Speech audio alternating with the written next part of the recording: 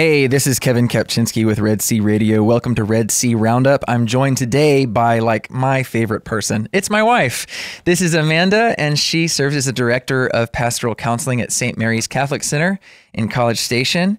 And she doesn't like it when I say this, but she sees all the crazy Aggies over there, but every Aggie is crazy. And so we're so happy that you're tuning in and that you're joining us for this.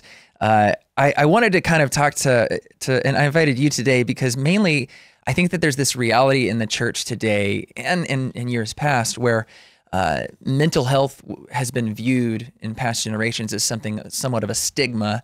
And even today, like there is a lot of misunderstanding surrounding mental health and what society says about it versus what the church teaches about it versus what you know to be true. And so to kind of help clear up a lot of some of the confusion that can surround that, I wanted to bring you in and just kind of like share with us, what is your experience? And first of all, let's start with what is an LPC? Because those are the letters behind your name. What is that and what do you do?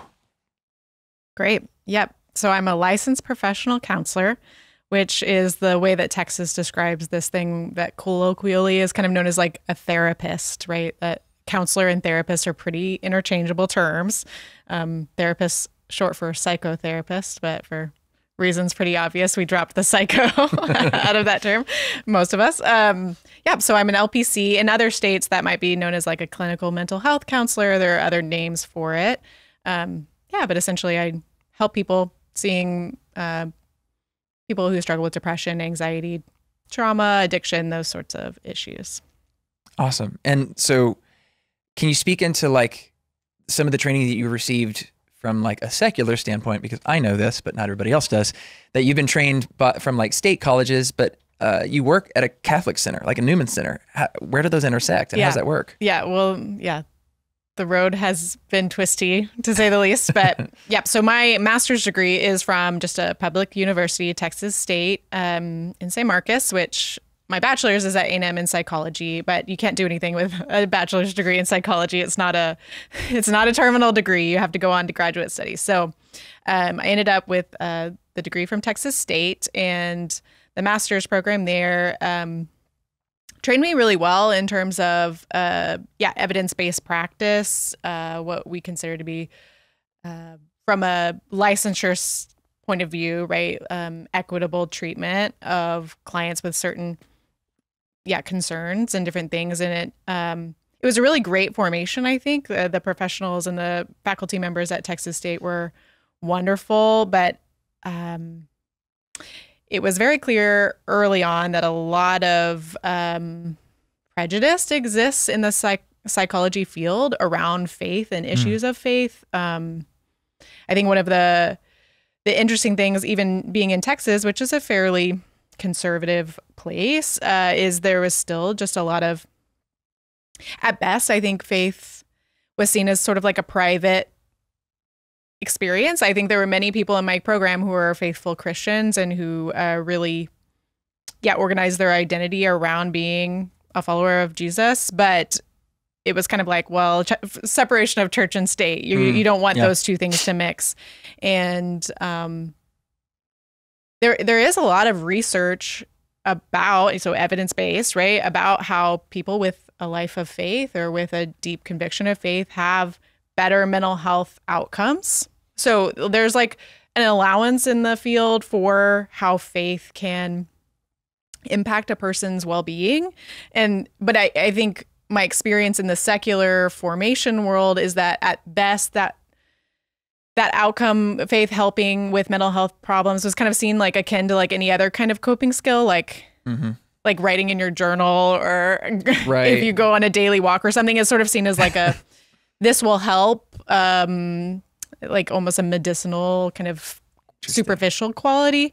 It became clear pretty soon that wasn't going to, I don't know, just even feel congruent for me as a person, that I could be someone who identifies so strongly in my relationship with Jesus and in the practice of the Catholic faith, and it never impacting my clients well-being outside of just like, oh, you like to pray? Well, yeah, let's add that to the treatment plan or a safety plan, when you're feeling bad. Yeah, just go pray, as I would, suggest, like, make sure you get enough sleep at night, or are you drinking enough water, right?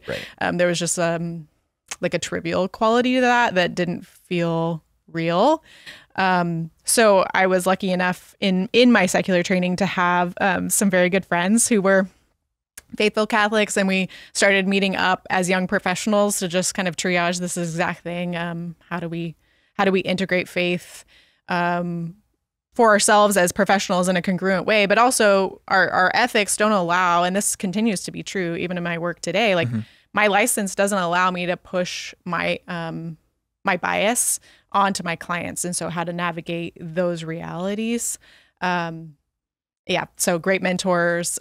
My very first supervisor was a very faithful Catholic man, and we were working in a treatment center with really tough client situations, but his just mentorship and supervision was wonderful. And I've continued to have colleagues in the field forming me in that way, which has been really great. Awesome. So like in reality, and for all intents and purposes, there's been an element of like the Holy Spirit just kind of guiding you through, making sure that the right people were in your pathway along the way. Yeah. To ensure that amidst all of this secular formation, that you could still stay rooted, still find that congruency that you sought and longed for, which is great.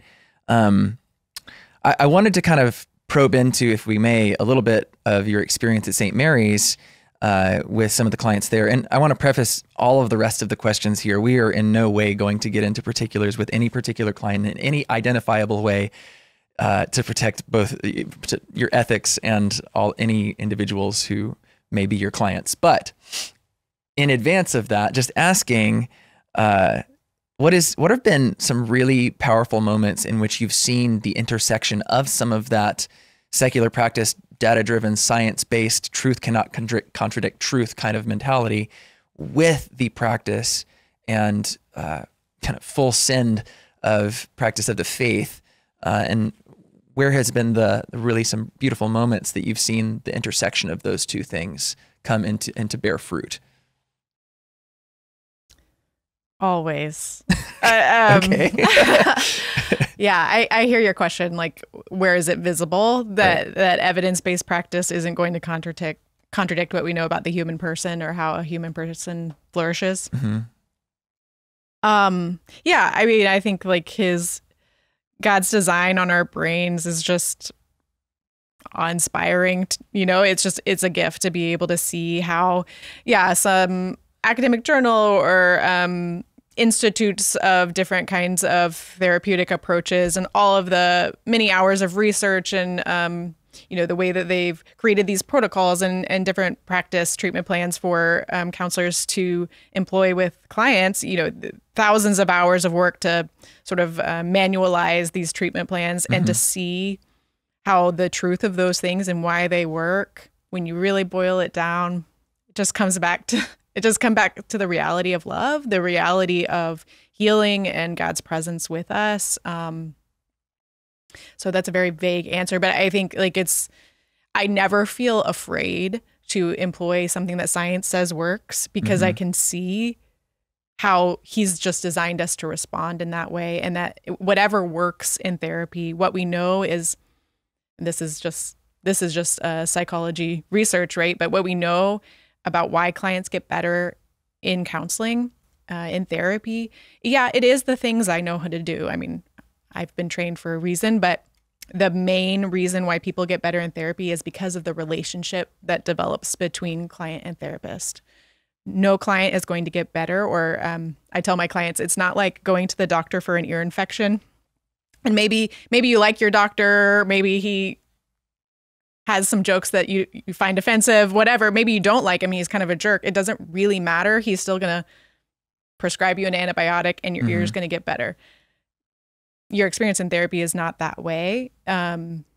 You have to really feel safe. You have to feel seen. You have to be in a place of, relationship with your therapist. And it's a different kind of relationship. I'm not their mom. I'm not their best friend. I'm not their sister. So there's a professionalism there, but the care and the warmth and the safety that I can create in the room is always the place where healing occurs. And of course, that's so parallel the life of faith, right? And that being seen and being known is the place of healing. So yeah, there's never any fear that something that science says works is going to contradict that. That's the word relationship is what I really want to key in on there, because there is no healing outside of relationship within a mental health context. Would you say that that's true? I would say there's no long-lasting healing without relationship. Yeah, I mean there are things with the popularization of AI. I've even had some students come to me and be like, "Yeah, I was on ChatGPT for my social anxiety, and ChatGPT told me to do X, Y, and Z, and it was helping." And I think there's like, yeah, we can receive help outside of relationship, but in terms of like long-lasting, what we might call healing, not just coping. Gotcha. It has to be within the context of relationship. And I think that's a really key distinction, right? Like healing versus coping. And those are two very different things. Yeah. And I worked in a parish in Dripping Springs for a little while, and we talked about Jesus all the time as Jesus, the divine physician. And so I wanted to kind of press into that a little bit even further with regard to the relationship that you offer your clients, and what is the process? Because some people who are listening right now or who will be watching, like they'll never know and may never know what it's like inside of a therapist's office. But uncover the curtain a little bit for us. So what is your internal process, and how does that relationship that you use and utilize with the students in a Catholic center, how do you bring Christ into that relationship? Because we've already established, long-lasting healing is within that context. But what you're offering is not just a relationship with Amanda the counselor, I would imagine, right? Like you're kind of moving towards this mirror of love. You are trying to be the hands and feet of Christ in all of that. So what are the things that you do within the context of a meeting with a client? Is there prayer involved? Is it just you praying? Are you telling the client to pray? Is maybe sometimes, maybe not all the time. What do you do? How does that work? There's a lot there. Well, it's a very humbling thing. Let me just say that. I never want to get too far removed from the reality that he is the divine physician. It would be a bad day at work if I forgot that reality.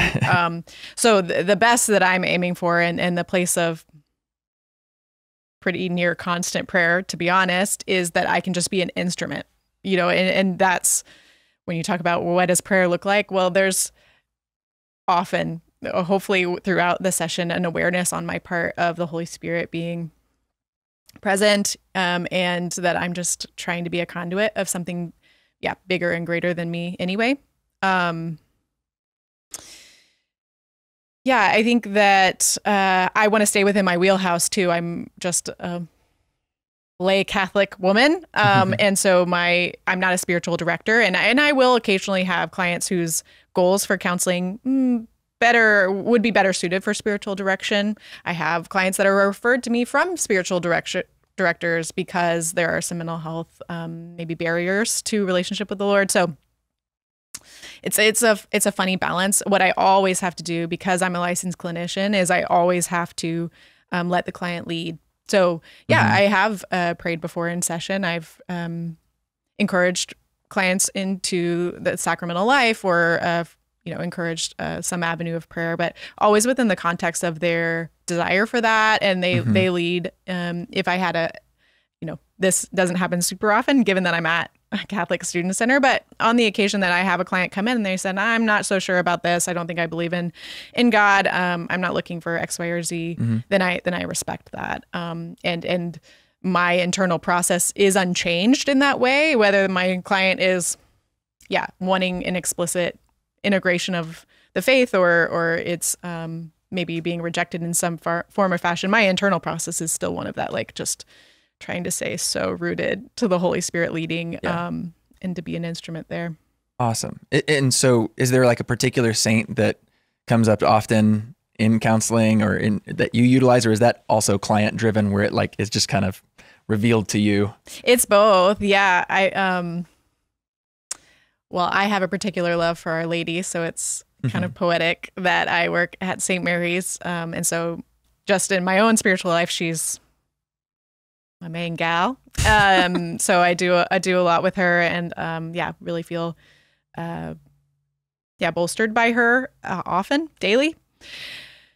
I was kind of mentored by a friend of mine, Christopher, where he really encouraged me to ask my clients who were open to this who their patrons were, whether that's like their confirmation saint or other saints they love. And so I'm in the practice of asking, and in some of the forms of therapy I do, there's like these long periods of silence where the client is doing some internal processing and I'm just kind of sitting there, and I use that as an opportunity to call upon this intercession of different saints, and it's cool. I feel like there are a few saints that seem to be louder.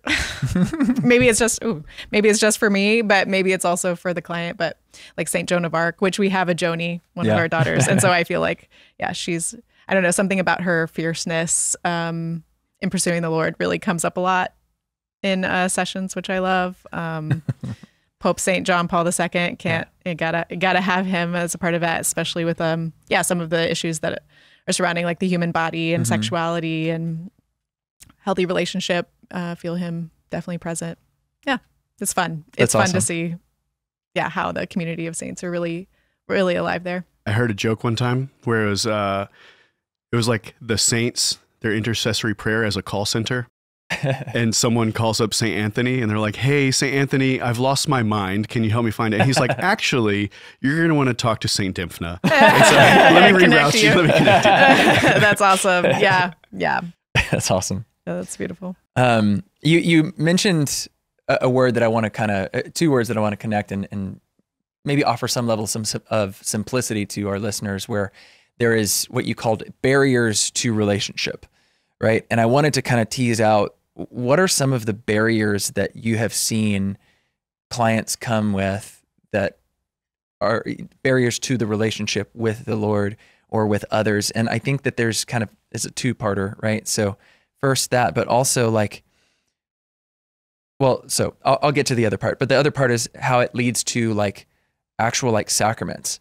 So how somebody can really make a great confession or participate well in the Mass if they have those barriers present. So first, I want to ask about, what are the barriers that you commonly see with the young adult population that you serve at St. Mary's, and how have you addressed some of those? I think barriers are, pervasive. I think if you've lived on Earth, you probably have some barriers to communion with the Lord, to communion with others, relationship in general. I mean, I think that's just the human condition. It can look like a lot of things. I think primarily one of our first places that we think of is hurt, past hurt. Mm-hmm. And, this is where we hear the word trauma being pretty popularized, my trauma, blah, or maybe in a faith community, you might hear my wounds is a phrase that's commonly referred to. And there's just truth to that. I've experienced things and they've affected me. Mm-hmm. And negative things having affected me might make me cautious or scared or closed off or suspicious. I mean, all of the ways that our brains and this is a good function that the Lord's created for us, that our brains have a desire for survival and a desire to be safe. Mm-hmm. That's a good thing. And so the process of teasing out what's keeping me safe in a way that I need versus a thing that used to keep me safe or I needed at some point, but now I actually don't need it anymore. And the Lord's actually inviting me to lay that down. If I'm not in a place of awareness there, that's a barrier. Mm-hmm. And usually that barriers are just that. There's something that we used to need for survival, which is kind of a dramatic way, but it's something that I was doing the best I could with what I had at the time, and it was good for that moment. But then 20 years down the road, it's no longer needed in the same way, but I haven't quite realized that. Mm. I think another big barrier is shame. And, when we say shame, there's lots of ways we can take that. What I really mean by that is an unhelpful and a maladaptive response to my past sin. let's say, right? Okay. And so it's unhelpful because it's starting to impact how I think of myself, or it's starting to cloud my awareness of my own identity. And so it becomes a barrier because I'm sort of in this maybe duplicity is what shame encourages. Like my forward facing self says one thing, but I'm aware of I feel that my inward reality is something bad, something unchangeable, something unworthy. And so that distance between my outward facing self and my inward facing self is like, I'm demonstrating a space here between those two realities. That space right there is a barrier. Yeah. If I don't allow people or the Lord to see the reality of where I am, then there's going to be a gap between how I can feel loved there. Yeah. Because, if I'm not showing you what the reality of my inward heart is, then even though you say I love you, I'm like, well, he doesn't really know, and then it becomes a barrier for me to really actually feel the love that you're trying to give there. That's a great point. And because I love music and I've heard lots of songs where it's like, I'm going to build a wall around my heart so I never get hurt again kind of thing. But like there is some like poetry to that reality. And I think that there's something really wise to note there that God desires our heart. He desires a humble and contrite heart, humble and contrite spirit, right? And so if we can't allow or our distrust of a concept such as love, because the definition has been twisted in some way by past wound, sin, whatever you want to call it, that can create not only a barrier to other humans, right, but also in a larger and more damaging way to God himself, because he's the one who's going to like bring about like a fulfillment of that. But like how's that wall fall down? Well, I think what you're describing there, I mean, God already knows our inward self, right? So the barrier is really in our perception of what is required of us there. Okay. It's like it becomes a place of self-reliance. Dr. Bob Schutz talks about this, right? That a wound becomes a place of sin with this ungodly self-reliance. So maybe I'm aware, God knows already where I'm sinning and where I'm falling, right? And I'm aware that that's happening. And I don't want to be that way, let's say. Shame would keep me in this place of self-reliance. Is like, okay, well, I've just got to white knuckle here, and it's going to be, I'll be worthy of God's love once I XYZ, right? And then the more I fail at that, because can't do it, the greater that chasm becomes. So I forgot your question, but I just wanted to make that point that like, it's really from our own response to those places that shame is a barrier, not so much, where we start to think that it's something we have to earn or something we have to work for, rather than participate would be a better way, right? We obviously participate in God's design and plan for our lives, but where we start to like take false responsibility and into places of self-reliance, that's where the problems come. One might say that healing is found in relationship then. So part 2 of the initial question was like, what is the interface between like that and the sacraments themselves? Because a lot of people I know are like, well, I don't need to go to therapy. I just need to go make a good confession. And I'm like, yes, you should make a good confession. But and kind of the question I want to pose to you is, have you talked with clients, worked with clients, seen it happen where like people are prevented from making a good confession to the best of their actual ability because of those barriers or negative self-beliefs or whatever it might be? Like, what is the relationship between counseling and confession? Well, I won't proclaim to know all of the ins and outs of that. The more that I experience my side of things versus a spiritual director's experience or a pastor's experience, the more that I know, the more that I think I don't know a lot. And what I want to say is that I think there are different doors to the same room.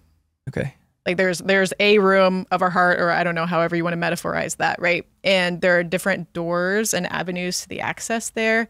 And I think, the sacraments are efficacious. There's no denial of that. And I've had experiences where clients have been stuck in therapy, particularly with like EMDR and some different things where there's real like quantifiable ways of knowing how far we're going, right? And so quantifiably, we're kind of stuck here. And I've had clients in that experience and I've been like, when's the last time you went to confession? and it's been a hot minute. And so obviously I just provide a thought, a recommendation. I don't know how this is going to go, but why don't you pursue the sacrament, both for your own good, and you should do that. And also because I'm noticing this place of being stuck. And sure enough, I mean, yeah, I can count probably on hands and feet the number of times that client has actually gone to the sacrament and returned to counseling, and whoa, things can now move in a way that they couldn't before. So for sure the sacraments are real and do something. Where I think that counseling could play a role potentially, I mean, there's just a reality. Again, this is how God has designed our brains to the best we know. In 50 years, let's have this conversation again and see what we know now, with all of neuroscience's progress and everything. But there's a reality to things like addiction, and the way that our brains, neurons are starting to, what fires together wires together, right? There are ways that our brains kind of get entrenched into patterns of behavior that are really sticky. Again, it comes to that place of self-reliance. It's really hard to break out of those without support. So I would never say that I think counseling is a replacement. Can't even say that with a straight face for a good confession. But certainly there's the element of relationship and the element of like walking with someone through some of the realities of your neurobiology and rewiring there that makes a difference beyond the once a week, once a month, once a year kind of experience in the confessional. Yeah. So, and I think that that's a really great point to like clarify that like in no way, shape or form can counseling replace a sacrament. That's not a thing. No good Catholic's going to purport to believe that. But there is some element, like you say, of the science behind how our brains work and being able to walk with someone through that and offer support such that it leads to a greater relationship with the Lord, and one that can be more fully reconciled within the context of a sacrament. Yeah.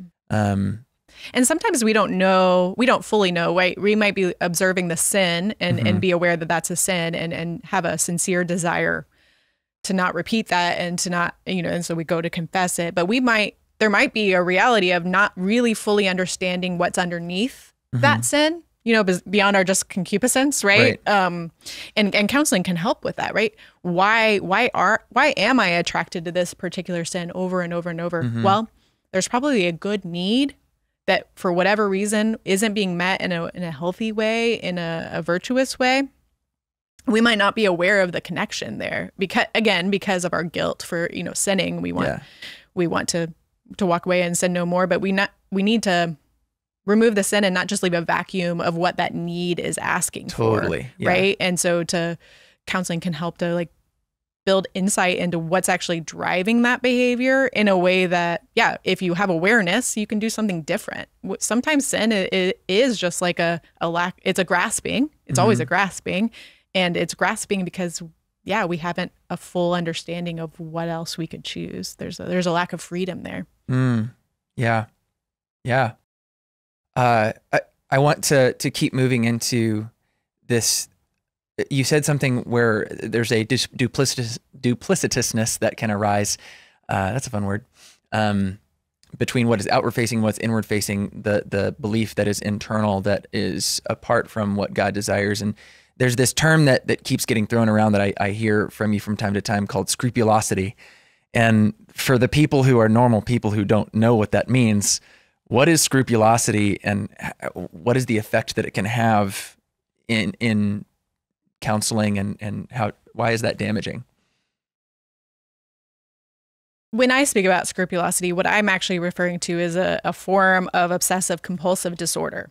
It's also referred to as moral OCD, scrupulosity OCD. So it's the clinical experience of obsessional thoughts around morality or about living virtuously or getting to heaven, whatever it is, and the compulsive response to that obsession. And it's a problem because it's becomes very rigid, very well, it's a very painful experience for someone who has scrupulosity.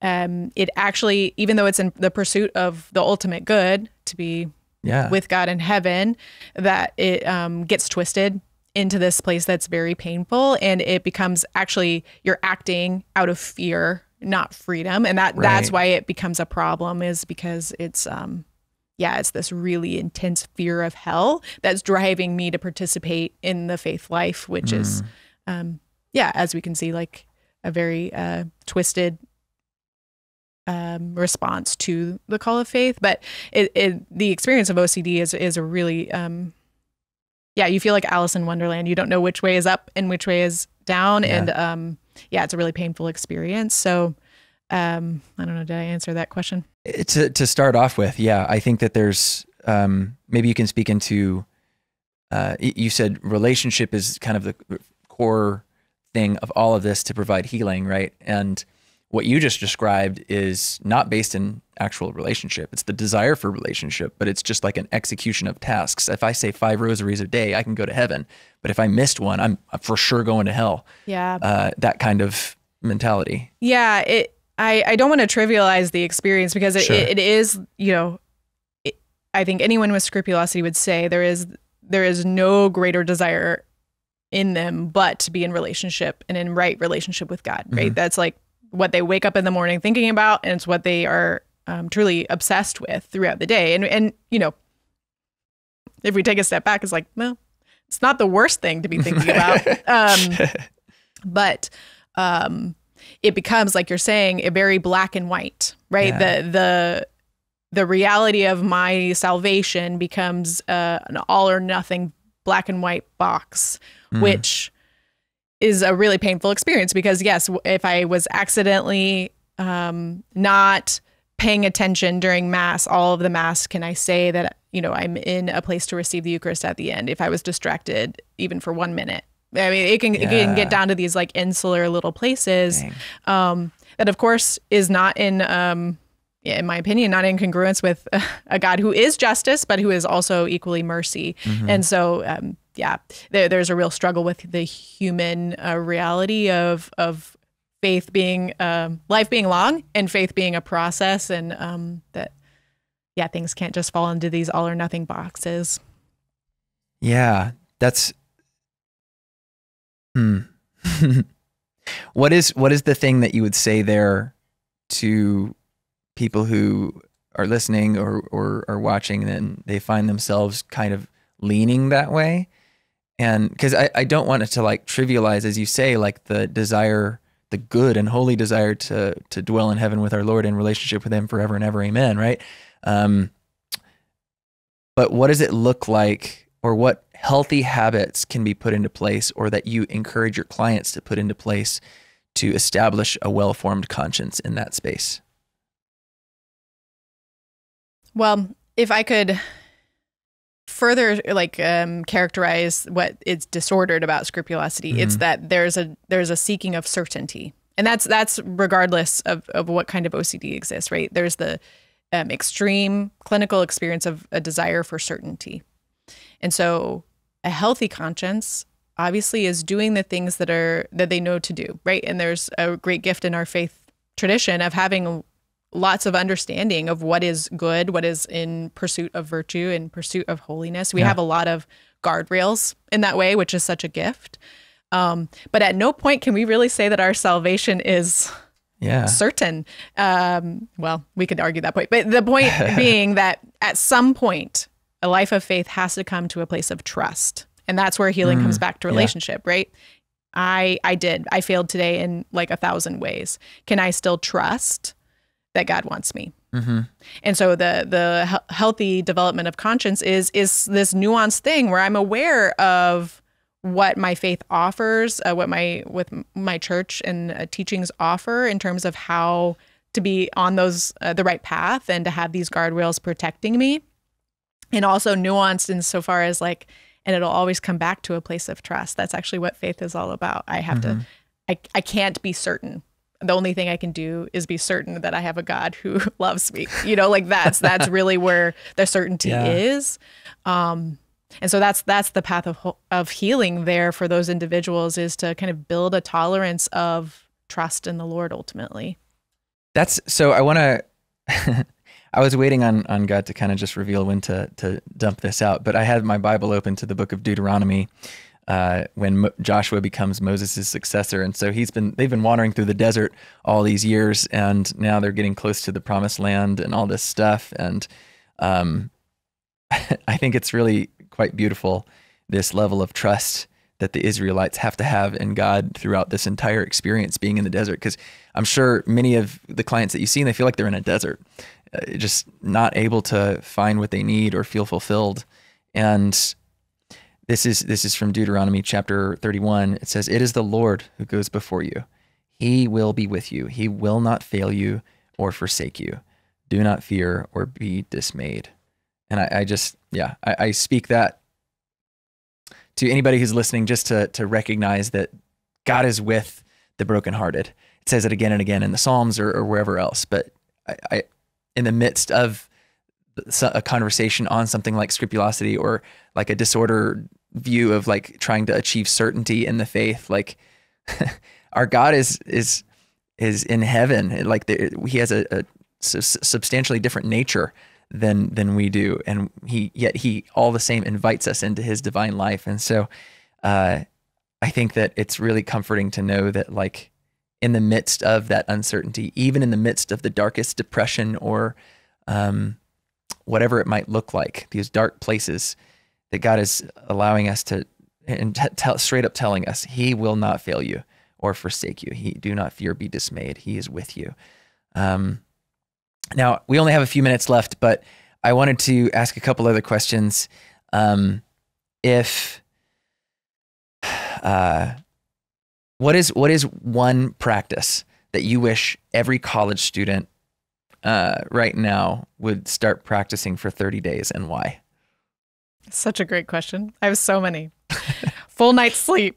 Let's start with that. No, I just think the big insidious problem, to speak dramatically, is avoidance. And avoidance takes lots of different flavors. I think for most of us, it's like, I walk into a crowded room and I don't know anybody. What am I doing? I'm pulling up my phone and I'm going to scroll, or I'm going to avoid the hard thing by isolating myself, or sometimes it's substances, right? Drinking, or other ways that we seek to self-medicate, but it comes down to avoidance, right? And the problem with avoidance is that you're avoiding it, and right.